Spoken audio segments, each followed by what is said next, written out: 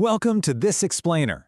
Today, we're unpacking the intensely paradoxical presidency of a man usually relegated to a single, highly scandalous footnote in American history. I'm talking about Warren G. Harding. We're looking at a leader remembered almost entirely for rampant corruption. But here's the kicker. At the exact same time, he championed unprecedented civil rights and economic modernization. So let's dive right into this fascinating contradiction. If you ask historians to rank the presidents, you'll almost always find Harding's name hovering right around the absolute bottom. Today, he's widely considered one of America's worst presidents. And as we'll see, this is mostly because of the infamous, sprawling scandals that just rocked his administration. I mean, those scandals cast such a massive, dark shadow that they completely overshadowed some genuinely remarkable achievements. But when we look closely at the source material, this really fascinating mystery emerges. On one hand, we've got these progressive policy successes and incredible administrative modernizations, like, for instance, establishing the very first Bureau of the Budget. But on the other hand, we've got the notorious failures and just brazen corruption of his inner circle, most famously, the Teapot Dome scandal. How on earth do these two extremes exist in a single administration? Let's set the context with a quick timeline, because it's wild how rapidly this all played out.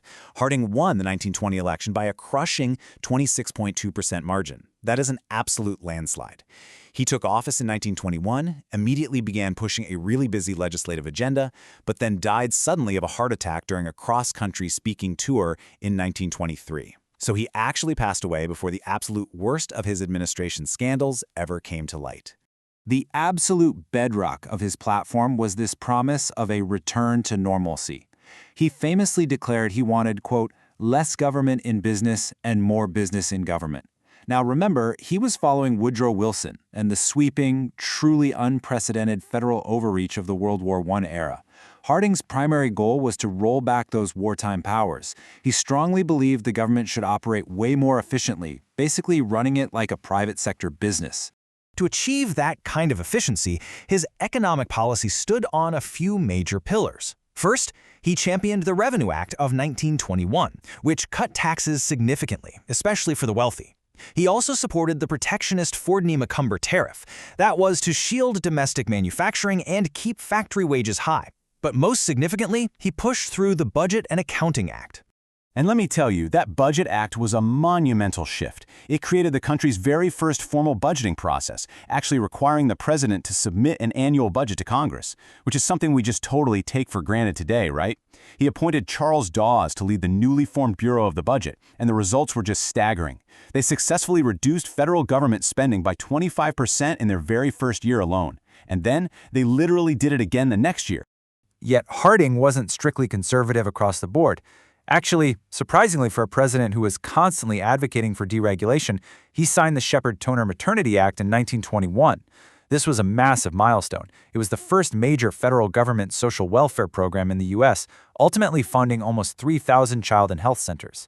It honestly set a huge precedent for the New Deal programs that would arrive a decade later.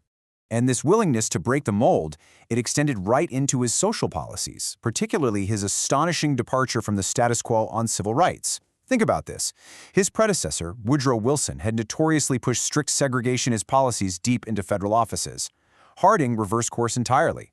He dismantled those segregationist policies in the federal civil service and even personally intervened to make sure black medical professionals were hired at a new veterans hospital. He then took his message public in a way no president had ever done before.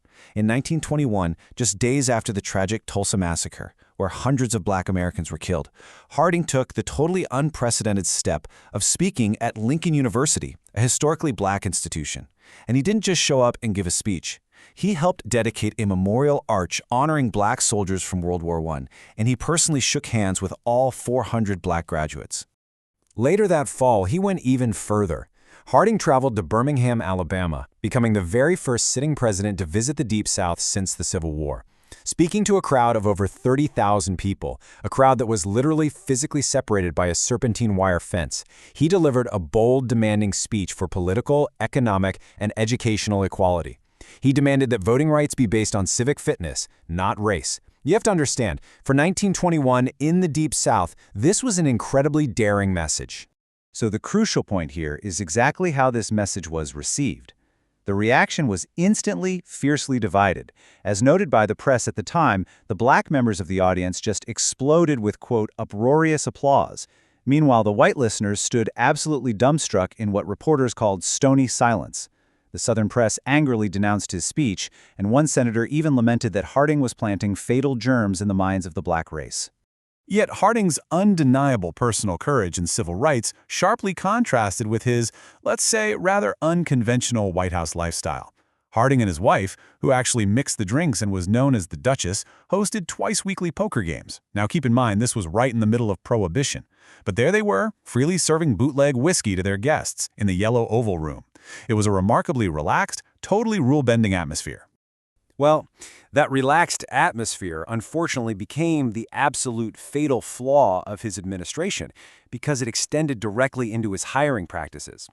Harding appointed a group that came to be known as the Ohio Gang. These were his friends, his poker buddies, political allies from back home. And instead of serving the public, they used their shiny, new, powerful government positions for systemic, unprecedented personal profit. This huge blind spot led to severe corruption just sprawling across the government. We're not talking about one bad apple here. Charles R. Forbes was caught misappropriating vast sums of money meant for wounded veterans over at the Veterans Bureau. Meanwhile, at the Justice Department, officials were literally accepting bribes and illegally confiscating alcohol from the Prohibition Department. But honestly, these were just the warm-up acts for the main event. The most notorious disaster of his presidency, without a doubt, was the Teapot Dome scandal. To really grasp this, we need to know what Teapot Dome actually was. It was a crucial naval petroleum reserve located in Wyoming, named for a teapot-shaped rock formation covering the oil field. These reserves were federally protected, strictly meant to ensure the military would always have a reliable fuel supply in times of crisis. So here's exactly how the scandal unfolded step by step.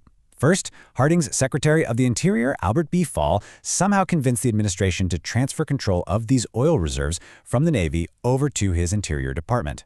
Second, Fall secretly issued highly lucrative no-bid leases to private companies, including Sinclair Oil.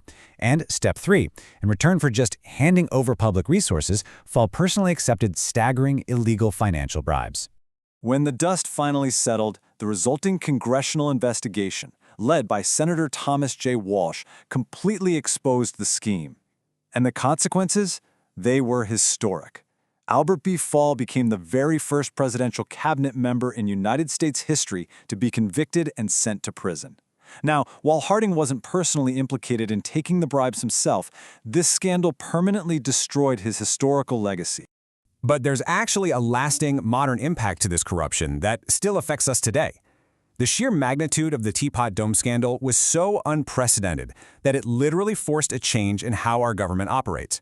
In response, Congress passed permanent legislation granting itself subpoena power over the tax records of any U.S. citizen, completely regardless of their position. This fundamentally empowered congressional oversight in a way that remains a cornerstone of American law to this very day. So we're left with a pretty profound question. Looking at the full record, from his daring, genuinely visionary civil rights speeches in the segregated South all the way to his administration's unparalleled blatant corruption, how do we even evaluate this? How should history balance a leader's progressive social actions against their disastrous administrative negligence? It's a deeply complicated legacy, and it really challenges our desire for simple historical heroes and villains. What do you think is the true measure of a presidency? Keep that in mind. Thanks for exploring this incredible slice of history with me.